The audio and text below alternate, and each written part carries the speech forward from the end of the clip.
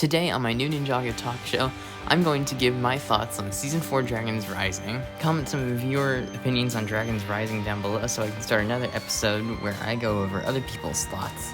I think Ninjago Dragons Rising has been my favorite Ninjago selection of seasons so far, because we get to explore all of the 16 realms combined throughout the different seasons. Am I the only person who thinks that's cool? We'll start off with Lloyd's side of the series, which was like the whole main part of it. I thought it was rather slow, like he literally spends 8 episodes doing the whole Temple of the Green Ninja, restore life to the forest, save the merged lands, etc. But what I really liked about those episodes was probably the part where Zane comes back and he's all funky and he says that his powers are acting janky. What was really cool was for the 15th anniversary, we had Lloyd's original voice actress come back for the Spirit of the Temple. It's going to be interesting to see where the Aaron Euphrasia crush is going to go. And there surprisingly was zero mention whatsoever about the Fraxora crush. That one I am super interested in right now. That's like #1 list of interested crushes. Did you know that recently I posted a video on my YouTube channel showing you how you can build your very own Temple of the Green Ninja? I've put the video in here at 10x speed. I'm going to have to cut it at some point because this audio is going to be done.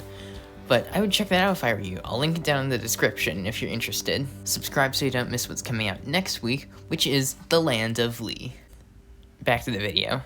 Moving on to the Jay side of things, so happy he got his memories back. I've been dying for that to happen ever since he left in Season 2. I was like, it's going to happen in Season 3. First half passes. It's going to happen in Season 3 second half. Second half passes. Well, at least he's with the ninja again. Definitely going to be in Season 4. Celebrate good times. Yeah. I couldn't actually sing that because, well, copyright issues. It was interesting to go back to the administration to find security robots taking over Roderick Allen's job, apparently. My favorite scene in that part was probably the part where Jay explains that his memories are healing, and then he remembers, Mr. Slothers! Poor Mr. Slothers! Additionally, it was funny to see Kai get a foot stomp his face. Fun fact, I actually was considering buying Jay's transforming car just for the Jay figure, really. Like, that was the main reason, and Dragon Form Kai would have been cool. But then, they're coming out with the land bounty in, like, August or something. So, I'm definitely going to be buying that instead of Jay's transforming car.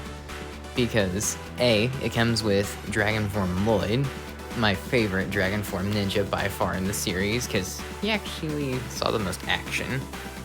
And it comes with Jay with the headband hair, which I surprisingly haven't gotten. I missed out on all of the 11 through 15 seasons because after the Owen trilogy, I was like, oh well, Ninjago's a lost cause. Comes back to it years later. You're kidding me, after I give it up, it gets good. I'm just happy they're at least bringing back the Titan mech from Season 11 for this year's anniversary. When I heard that Dr. LaRoe is coming back this season, I was like, okay, so we finally know what happens to her. She starts another evil group. But then when she says, her return depends on it, or something like that later in the series, I'm like, oh no, not Beatrix. Somehow she got even worse than she was before. I mean, I like the robotic voice font. I wish they had done that in the first place. But the mech suit and whatever monster upgrade she got from the Land of Monsters was not exactly my favorite part. However, what's interesting to note is that all of the scenes where they show clips from the Land of Monsters have been in anime form. For those of you who don't know, LEGO a while back on the YouTube channel did this short 3-episode thing called the Monstrosity series, featuring Kai and what happened to him after the merge. He ended up in the Land of Monsters and ended up working his way through there, finding a mech that used to belong to an elemental master of fire, and defeating monsters. Bruh. Anyway, some of them looked pretty scary in the Monstrosity series, so I'm not exactly sure I ever want them to actually visit this place, or if they do, at least make the monsters not quite as scary as some of the ones they show in the Monstrosity series. It was all in black and white, so we couldn't even see the colors. Anyway, time to move on to the newbies. We got to meet Frax's dad and meet the Explorers Club again. Nice to see that they're actually taking in a bunch of randos from all over the merged lands. like Frack's dad, a Serpentine. I didn't know they would do that, honestly. An Empyrean, who was imposturing. And, what was the last one? Oh yeah, Gweeg. There was also a Merlopian, but we didn't really get to see any lines from him whatsoever, other than laughing at Frack's dad's jokes about Gweeg.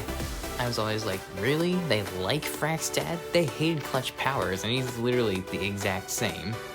Ryu, of course, got injured by the mutation monster. I really hated that thing, and ironically, before even watching that scene in the series, I ended up buying the Young Ninja Ryu set and getting that monster.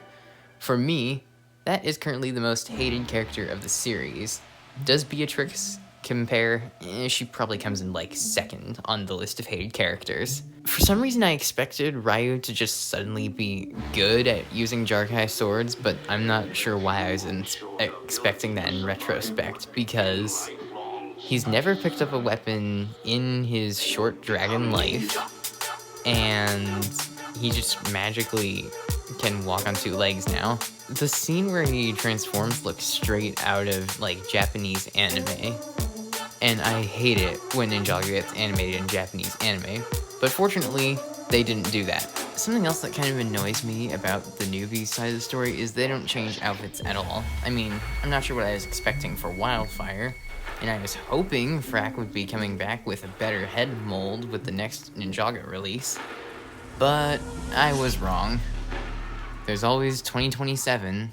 Oh wait, it's 2026 this year. As far as Cole's side of the story goes, it doesn't make sense that 2 episodes later, that Geo and Mr. Froki have just magically recovered or whatever.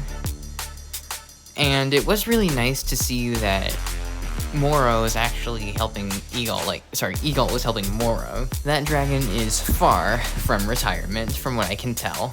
It was nice to see Cole as like the star character of a portion of the story, considering I feel like since they had to swap voice actors due to the death of the last one, it's been nice to see the new head role that Cole had this season, because I feel like since the swapping, the writers haven't given Cole like a main part of the season.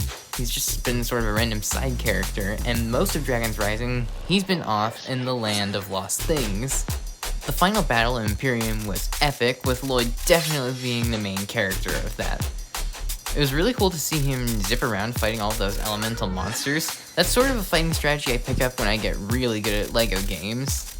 All in all, except for that brief stage where Ryu got sick because of the mutation monster, I would call this season a huge success, with Jay getting his memories back and Lloyd unlocking dragon form definitely being the highlights.